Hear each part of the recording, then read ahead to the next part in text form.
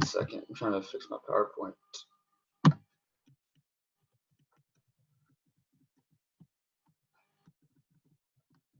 All right.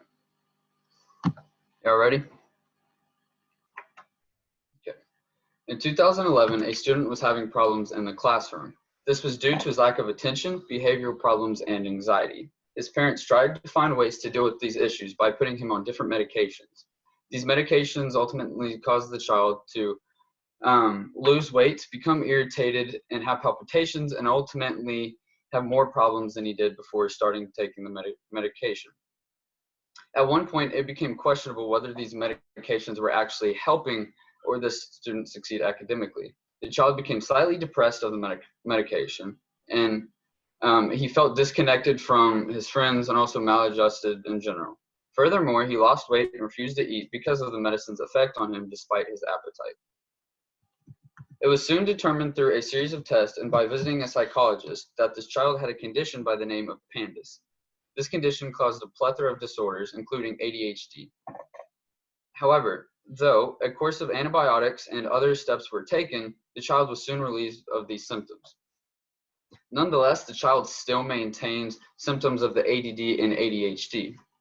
1 in 4 children have ADD and ADHD. This problem develops a constant struggle to maintain the balance between the understanding of the kids at hand and the nature and calming the disruption of the common classroom. Although stimulants have long been seen as the way to solve this problem, stimulants are not actually shown to effectively and fully help the problem itself.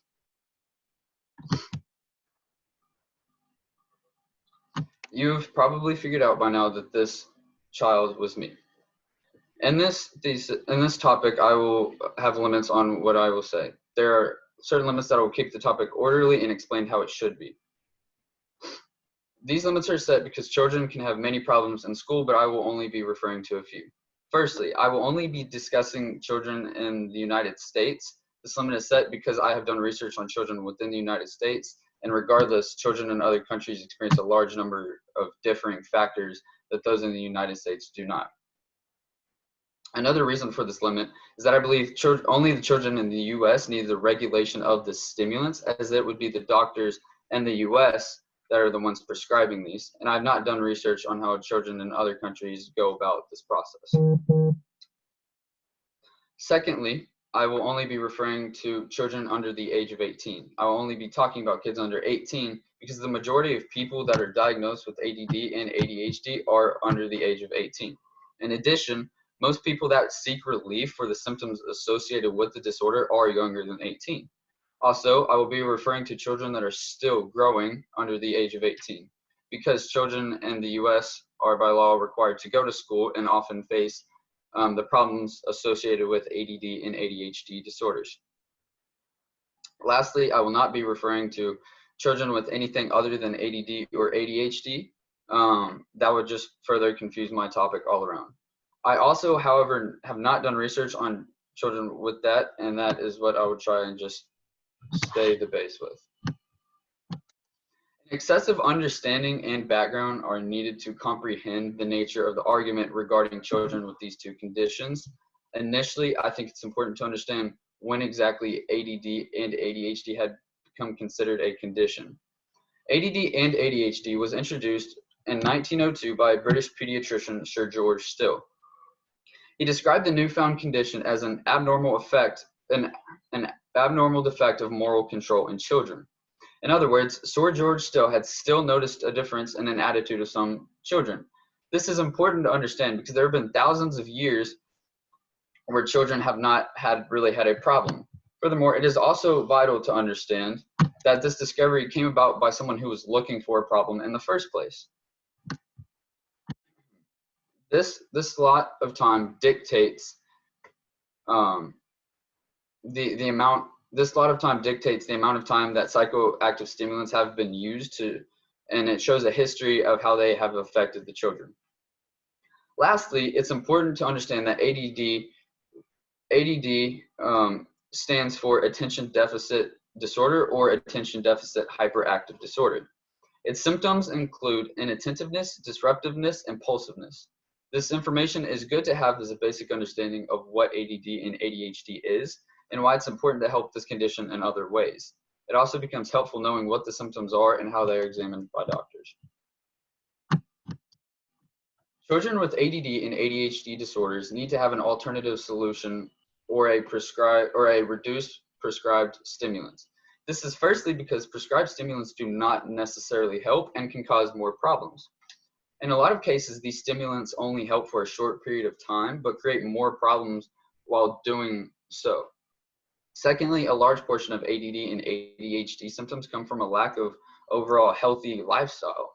Time and time again, health habits such as exercise and diet contribute large amounts to being ADD. And lastly, at what point are these disorders and not actually a part of our personality? If this is the case, then it is not morally right to change one's personality. Doctors that specialize in child psychology cannot even draw a line between a child's natural personality and that of one with a disorder. Addressing the root of a problem is more important than masking the problem itself. Stimulants are too easily given when they're not necessarily shown to fix the psychological problems. Stimulants also bring with them terrible side effects. These side effects are crucial to the development of teenagers. This brings into question whether these medications actually do more good than bad. Stimulants not only cause short-term side effects and problems, but also long-term side effects and problems. In elaboration, these stimulants also increase the dependency on them. This dependency keeps creating a need for the stimulants and disallows future self-rehabilitation and self-reliance. Stimulants are given to children so that they will help them. These medications are purposefully crafted so that they may stimulate a child's brain so that they become hyper-focused or hyper-concentrated, so that they make up for what they're lacking. The problem with this idea is that these stimulants only work by stimulating certain regions of the user's brain, and the problem with this is that even though the user's brain is stimulated, that doesn't necessarily mean the user experiences any more motivation than normal or a higher intelligence. The only certain observable difference lies in the user's concentration. This idea is actually contrary to what is popularly believed. Stimulants do not necessarily help the user other than suppressing cognitive stimulation and increasing specific concentration. This leaves a flaw with it, as many kids with ADD and ADHD experience more problems than simple hyperactivity or concentration. Despite being labeled as ADD or attention deficit disorders, many other factors contribute, such as determination, willpower, intelligence, level of care, and motivation, and have much more a role in this. This eliminates the need for stimulants, as they do not necessarily help with the condition, but rather in some cases bring more problems into the picture. A study from the National Institute of Health says, "We find little evidence of improvement, neither the medium or the long run. Our results are silent on the effects on optimal use of medication for ADHD, but suggest that expanding medication in a community setting had little positive benefit and may have had more harmful effects given the average way these drugs are used in a community." This study explicitly ends all speculations of hype over stimulants and their effectiveness.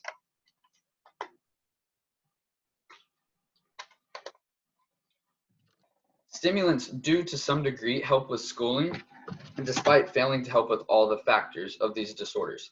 However, these stimulants only provide a short-term fix to a long-term problem. Methylphenidates, or stimulants, only attempt to help the user is for a short period of time.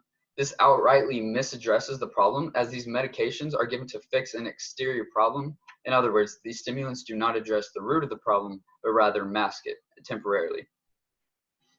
In addition, the short-term masking from methylphenidates creates a bigger problem, as it disrupts the natural equilibrium of the user. PsyCom says, Adderall comes in two forms: instant release lasting 4 to 6 hours and extended release lasting 12 hours. So not only do stimulants only last a few hours, but in doing so, they don't allow the user to deal with their disorder without medication, but rely on themselves. In addition, they do not allow the user to deal with their disorder for later in life, as it creates the need to rely on stimulants rather than eventually dealing with the problem at its source. This idea comes with many flaws, however. When stimulants or methylphenidates were created, little was known about them. It was soon discovered, however, that they completely changed the psyche of a person. Although they alter the user's state of mind, they do not necessarily make the person someone else, just rather seemingly puts the person under a spell. This is because stimulants inherently cause most regions of the brain to be stimulated. This independently creates many extreme problems on its own. These problems are known as its side effects, and they're often worse than the condition itself. Drugs.com says, commonly reported side effects of methylphenidate include insomnia, nausea, headache, vomiting, decreased appetite, and xerostomia. Other side effects include anxiety, tic disorders, and hyperhidrosis and irritability. As someone who has taken these medicines, I can say that all of these are true and always will happen. All of these side effects mentioned are not pleasant and are almost always happen. This really brings into question whether these medicines are truly worth it to treat a disorder where the treatment is often worse than the disorder itself. Likewise, many symptoms can also be long-term and can be rooted from a much deeper issue. An article from Healthline says, this medication can temporarily slow a child's growth, especially in the first 2 years of taking it. That's why your child's doctor will keep an eye on their height. This article goes just to show how detrimental stimulants can be, as they alter chemical and hormones in the user's body and often delay maturing.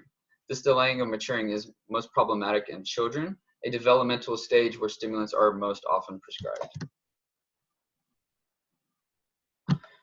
There are, however, many objections to these claims. The most often claim, and the reason for stimulants being prescribed on a daily basis, lies on the fact that many people believe the effects from the stimulants are truly not that bad. Furthermore, most people believe that these stimulants do not necessarily cause the side effects because doctors can adjust the dosages and make sure everything's fine. An article from Kids Health says many kids using Ritalin have few, if any, side effects.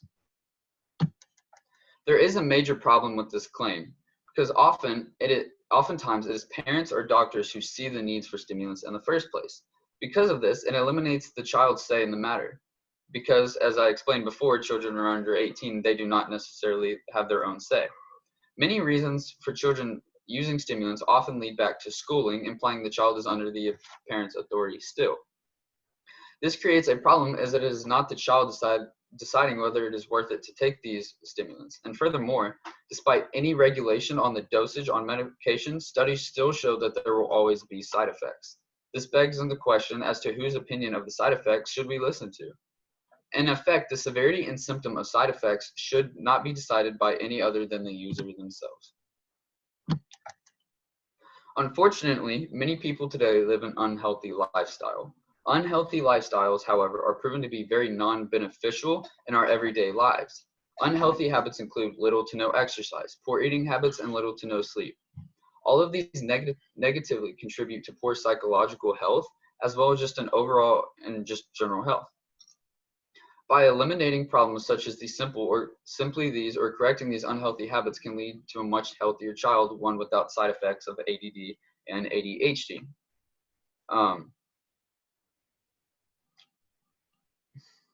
It comes as no surprise that every person requires sleep. Children, if they do not get enough sleep, they can be seen as obviously grumpy and outright disgruntled. When a person does not get enough sleep, they start to get grumpy and many other things, including a lack of overall attention, lowered intelligence, lower awareness, irritability. The symptoms mentioned exactly align with those of ADD and ADHD. According to Dr. Tavares, the lead author of Reuters Health, children who aren't getting the recommended amount of sleep have more difficulties with attention, with emotional control, with reasoning, with problem solving, and also having behavioral problems. According to this research, children can seem as if they should be labeled as ADD or ADHD when they're simply subject to a lack of sleep. A lack of sleep should not indicate a condition, but rather a need to fix the sleep pattern. Furthermore, a lack of sleep can not only affect a child in short term, but also long term. If left unchecked, sleep habits can permanently affect a child. Dr. Beebe says, having sleep problems early in life are predictive of behavioral and in other populations cognitive problems later. This is the same thing that we see in children with ADD and ADHD disorders. Just like the first point, Diet also plays a significant role in the child's health. Today, there's a certain stigma about having to eat certain foods, or else a person will break out or get hives or be in a bad mood the rest of the day. At first glance, this is seemingly extreme. However, after doing some research, this is not too far from the truth. Everyday meals can truly shape a child's personality and alter the severity of their attitude. It is a common belief that too much sugar is bad for children, but no one has really thought why this might be true, or the common person has probably not thought why this might be true. Because of this neglect, many people today do in fact allow large amounts of sugar or artificial sugars in their household. Little do they know this is one of the largest contributing factors of ADD and ADHD symptoms. According to Livestrong.com, a study published in 2012 in Nutrition recorded significant independent relationships between sugar and fast food consumption and ADHD. This previous article just shows how drastic this failure to eat healthy can be. Secondly, something that people fail to realize is not necessarily the ingredients in their food, but rather how they make the food look the way it does. Food coloring is the #1 culprit behind altering a child's emotions. According to Dr. David Shab, a psychiatrist at Columbia University Medical Center, he says, behavioral problems in children improve when artificial colors are removed from their diets and worsen when they are reintroduced. Therefore, simply eradicating the food coloring in someone's diet can also eradicate the symptoms of ADD and ADHD. Lastly, and probably most obvious idea of being healthy comes from exercise. Exercise is necessary because it keeps the body in good shape as well as our mind. Exercise does this by building our body to be better and releasing endorphins in the brain that make a person feel better. However, these chemicals released from the brain might help more than realized. According to an article from everydayhealth.com, the increased dopamine produced through exercise can help improve attention and focus in people with ADHD, but that's not all. ADD and ADHD in some areas can come from a lack of chemical receptors in the brain or that area. Fortunately, for many people who exercise, these chemicals replenish the brain and help the brain and replenish the lack of what's needed, thus eliminating the factors that can cause ADD and ADHD. Exercise, however, does not stop with these release of these chemicals. It is also highly beneficial to our brain structures if we exercise and have this going with us. According to the U.S. National Library of Medicine, although considerable treatment development has focused on cognitive training programs, compelling evidence indicates that an intense aerobic exercise enhances brain structure and function, and as such might be beneficial to children with ADHD. Many people disagree with these statements. However, people disagree on the basis that food, exercise, and sleep inherently cause ADD and ADHD. Furthermore, they say that any of these 3 habits alone cannot necessarily be responsible for creating an entire disorder that we know today that's behind cognitive malfunctioning. Also, according to the U.S. National Library of Medicine, using a complex calculation of effect size, the investigators estimated that the additives might explain about 10% of the behavioral differences between a child with ADHD and one without the disorder. In essence, the effect is not big enough to make a difference for the major symptoms that we see with ADD and ADHD. Although true and verifiable that sleep, healthy foods, and exercise do not necessarily stand alone and create a big enough reason or symptoms for ADD and ADHD, they do, however, add up. Exercise, dieting, and good amounts of sleep can all play a role in ailing symptoms of ADD and ADHD. A little help from each of these can ultimately reduce the symptoms we see today. AttitudeMag.com says very clearly, ADHD is genetic, but it is also environmental to a degree. You can't change your DNA, but you can change your diet, fitness, and sleep habits, all of which may have real positive effects on your ADHD symptoms. Each and every child is designed differently. Children have their own thoughts, their own personality, their own problems, and so on. Because of this variation among children, it becomes crucial to understand that these traits are not necessarily a bad thing, but rather part of what makes each child unique. Additionally, since these characteristics are normal among children, it becomes wrong to change their personality and characteristics to benefit those who seek a change in the children. Lastly, it is not a problem for the children to be created in a certain way. Rather, the problem lies on them using their characteristics. First, every human has been created genetically unique. This genetic sequence or code inside of people entails a number of things, including everything from the way someone looks to the way someone thinks. More specifically, however, personality characteristics really define who people are and set that person apart from everyone else. Some people may be natural leaders and outgoing, whereas others are shy and quiet and tend to stay away from the crowds. Other children out there may be logical thinkers and love math, whereas others are creative and love arts. One of the many personalities and characteristics can be impulsiveness, where children find it important to be outgoing and constant, this being a common characteristic of ADD and ADHD. Another trait would be attention spans, as in many children do not focus because of a wrongly wired brain, but rather because of the boredom or disinterest at hand. This being another prevalent symptom of ADD and ADHD. Furthermore, some kids do not lose focus because they don't have the ability to maintain it, but rather because they don't have enough interest to stay focused on what they're focused on. An article from Psychology Today says very clearly that there's no such thing as ADHD. Somewhere along the line, we have lost the understanding that kids come in all shapes and sizes. This statement boldly reinforces the fact that all children are different, making it difficult to say that a child is different or they need help. Psychology Today goes on to say, our temperament digests our parental nurture all the way through our development. Together, they create the varied and wonderful scope of the human personality. This statement from Psychology Today announces the range of the human personality, making clear that some traits are different and some are more acceptable. Secondly, child development is a significant issue today. If any young child is given a toy, then he or she will quickly get bored of it and do something else. Unfortunately, this could be described as a characteristic of ADD or ADHD. Yet people do not see this child as different because this is what is deemed as normal behavior for someone at this age. However, people fail to realize that humans reach full mental maturity around 21 years of age. Knowing this can completely alter any prejudice on how children should act as they grow. This does not mean that children should be corrected, but it does mean that children are going to lack what some people see as acceptable because they are children and have not reached that stage of maturity yet. Therefore, it is normal for some children to display symptoms of ADD and ADHD as they are still growing. Dr. Perez says, every child matures in his own way, in his own time. Every child is different. We need to throw away all the bell curves of normal, developmental milestones.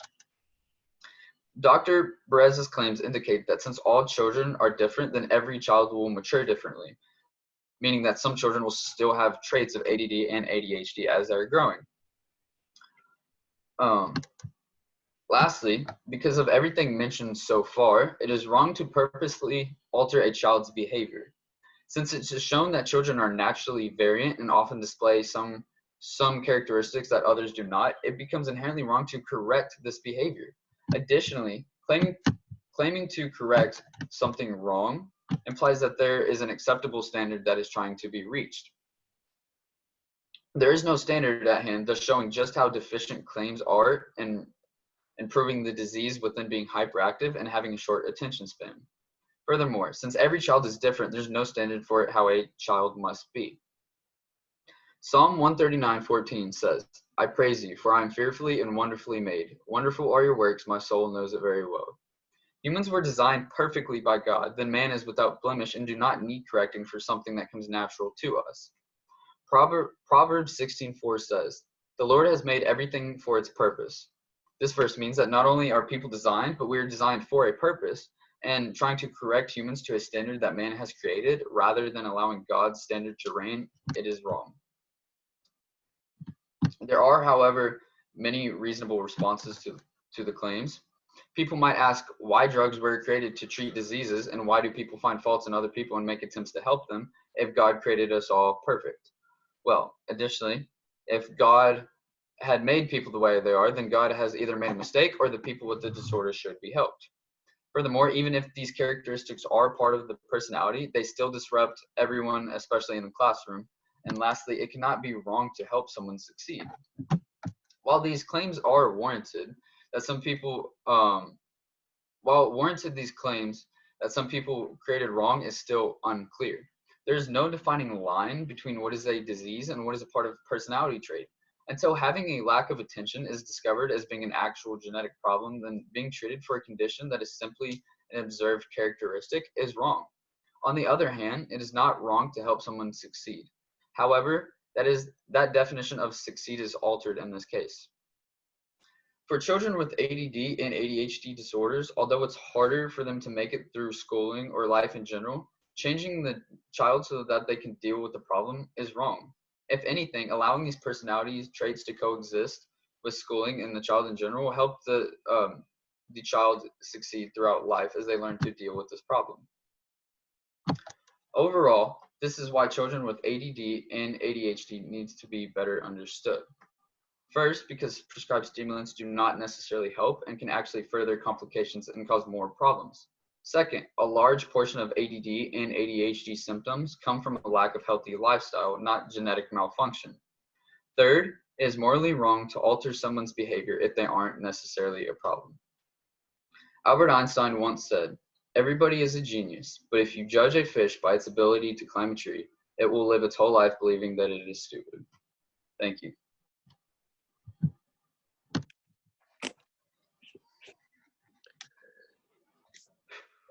Adam, great job.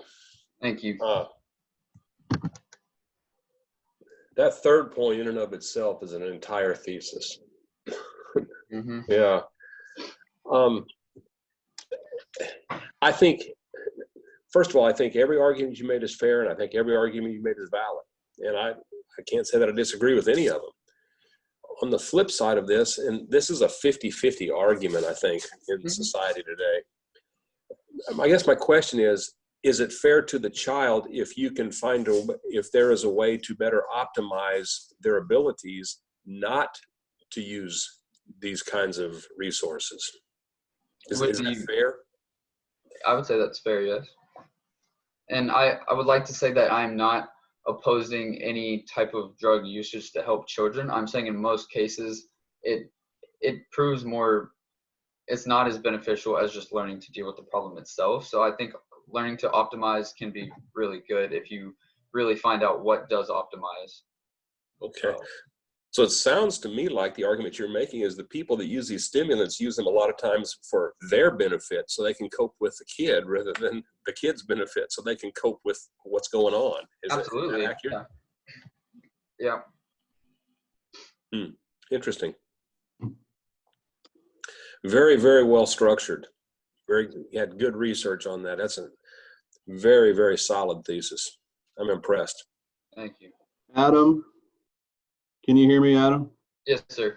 All right. I found myself kind of tearing up a little bit while I was watching that. I'm a little jealous that Mr. Lawrence got to see this side of you this year. You really are brilliant. You really are. I hope you'll go back and watch this and see that and let it motivate you a little bit.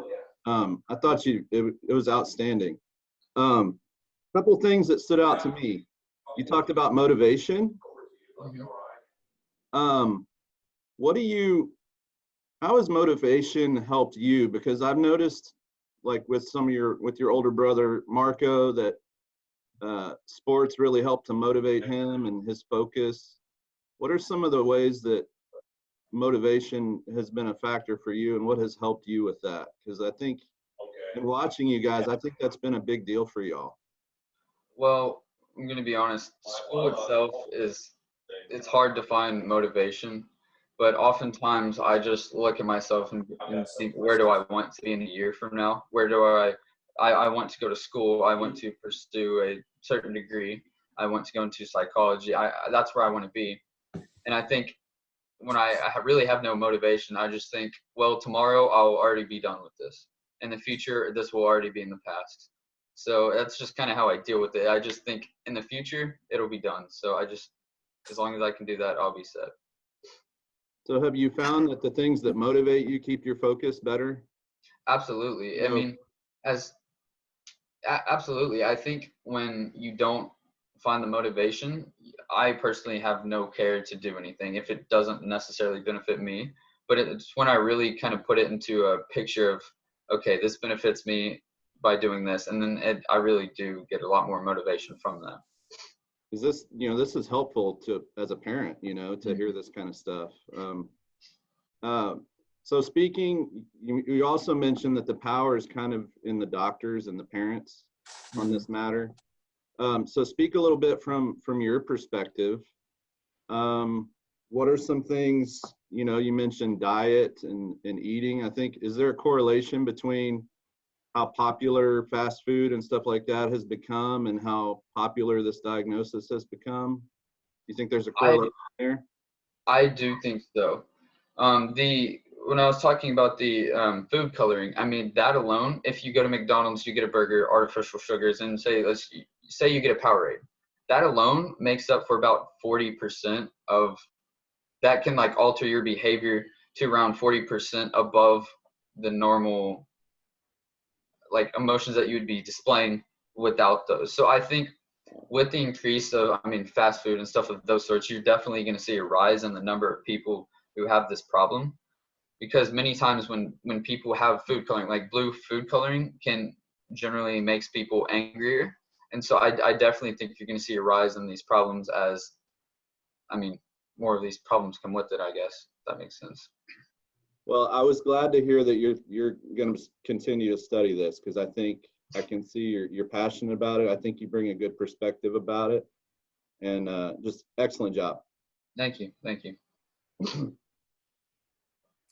I do know, so this is a little bit more of maybe a personal question, but many people with ADHD have trouble with working memory. And that's remembering information that and then doing things with it over a short amount of time. Have you struggled with that working memory? Like, has that been a problem for you?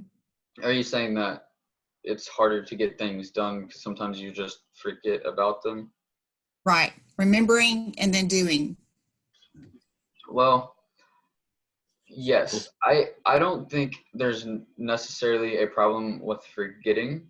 I think that runs more along with the motivation. If you don't have enough motivation, then it's not at the front of your mind all the time. So you'll be more likely to just forget about it and not think about it. So I don't think there's necessarily a problem with remembering, rather just I don't really care about this at the moment. And that has definitely been a problem for me, is if I don't want to do something, then I will almost just not even think about it. Not on purpose, it's just I don't have the motivation to want to. Right. We have an 18-year-old grandson who we've used computer programs to do brain training, and that has seemed to help him to improve his ability to concentrate. And so, have you been exposed to any of that ever, or have I been exposed to any computer programs that do brain training sessions? I had when I was younger and I was kind of first diagnosed, but throughout the years I've tried to get myself as far away from helping myself in that regard as I could, because I was always seen as a child with a problem, rather than that's just kind of who I am and learning to deal with it on my own. So any type of thinking that way kind of scared me into thinking I was not normal, I guess. Yes, I understand. So I have not experienced that. Okay. Just, this isn't a question, Adam, this is just an observation. I've thought for years that you're extremely, to echo what Coach Norris is saying, I've thought for years you're extremely brilliant. I'm glad to see that this gave you an avenue to kind of display your intellectual gymnastics, so to speak. And I don't think people get a chance to get to know the reasons behind the reasons a lot. And I think you dealt with this and you articulated this extremely well. Very impressive. Thank you. Thank you. Hey, Adam. Yes, sir. I am very proud of you. Thank you. You have persevered, and you have probably gone through more than any other student here at Alpha Omega to get where you are today. And I know that's a real tribute to you and your parents, and I'm very thankful. I wouldn't have missed this for the world to see you do your presentation. I didn't even know what it was on until it was published, but you did an awesome job. And I agree with Mr. Lawrence. Your third point was very compelling, and I really appreciate the way you use scripture, because I think you're the only one that I've seen so far that has infused God's word into your presentation. And that was awesome. And the way that you brought in this spiritual aspect, the moral aspect through scripture. And that's a very compelling argument that I had really even thought about before. So it was a good education on my part. I really don't have any questions because I thought you did an excellent job covering a very controversial topic. And I thought you did a great job with it. And just to echo what some of the other people have said, I don't know if you remember, you were in my logic class in 8th grade, and you had a knack for being analytical. You got it when other people were just sitting there with, you know, their eyes rolled back in their head because they couldn't figure it out. And I'm glad that you're going into something that is analytical, because you have an analytical mind. You're a thinker, and man, the Lord will use that, and He's giving you those skills and abilities. So congratulations. Thank you. Thank you. Proud of you, and God's got great things for you. Well, if there's nothing else, we will adjourn. Adam, congratulations, bud. Thank you. Oh, there you go. You got a sign. You got your own sign, dude. Nice. All right. You can get out of your suit and tie and relax now. Oh, sweet. Sweet. Go find your razor. I got to keep it for work. I got to look good. So. Oh, okay. All right. Bye.